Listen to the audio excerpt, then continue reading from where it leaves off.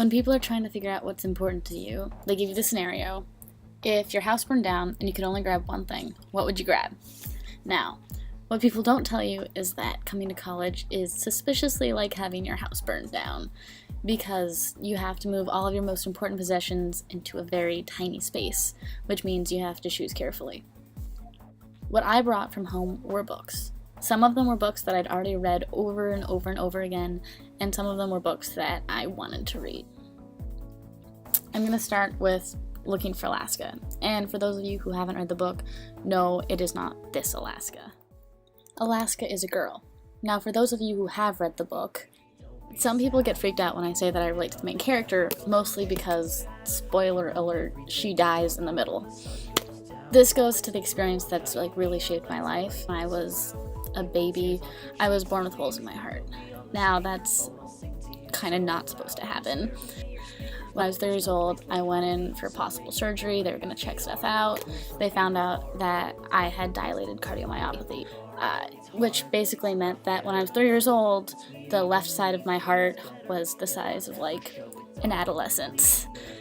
Since then, I've been on loads of meds. One of the symptoms of it is sudden death. That was kind of freaky to find out in 6th grade when I did a project on it. My parents basically raised me like they didn't know when I was going to die. And that meant that I got to go on a lot of foreign mission trips with my church. It meant that I had a lot of experiences that I probably wouldn't have otherwise. There's a quote in it that says, "If people were rain, I was a drizzle and she was a hurricane." And so because I don't know how long I'm gonna live, which sounds completely cheesy, I realize this, I want to live life like a hurricane, which means doing what interests me and just being out there. The next book I have, Ignore Everybody and 39 Other Keys to Creativity. It's about entrepreneurship. I've been trying to start a business since I was 5, and I was selling stuff to my neighbors, really bad drawings of dogs. It's a defining part of my personality. I like making new ideas. I like selling stuff. The idea behind Ignore Everybody is that sometimes if you have an idea that's out there, even if everyone else thinks it's crazy, you have to keep going with it. Avoid boring people. Yes, I chose this book completely based on the title, and no, I have not been disappointed at all. What this is it's an autobiography of James Watson. He basically figured out the structure of DNA. So what this is, it goes through his life and he talks about lessons that he's learned. One of them is avoid boring people. And that's really a strong life philosophy of mine. And going hand in hand with that is to not be a boring person. That's why I decided to do riflery. That's why I decided to throw knives. That's why I did cheerleading. I got talked into doing a pageant. Life is too short to be boring.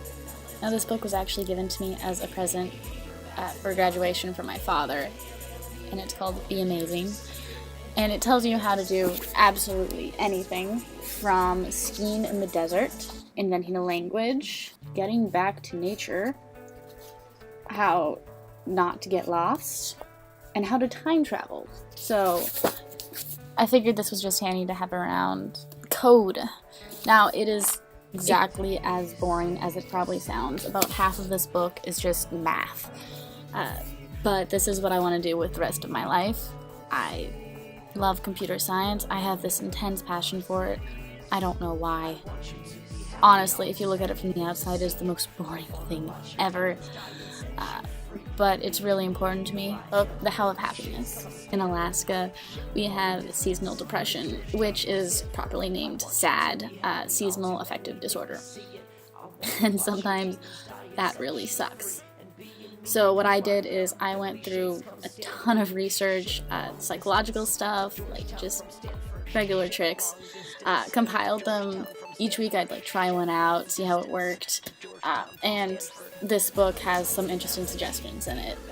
Sometimes you just have to make yourself happy.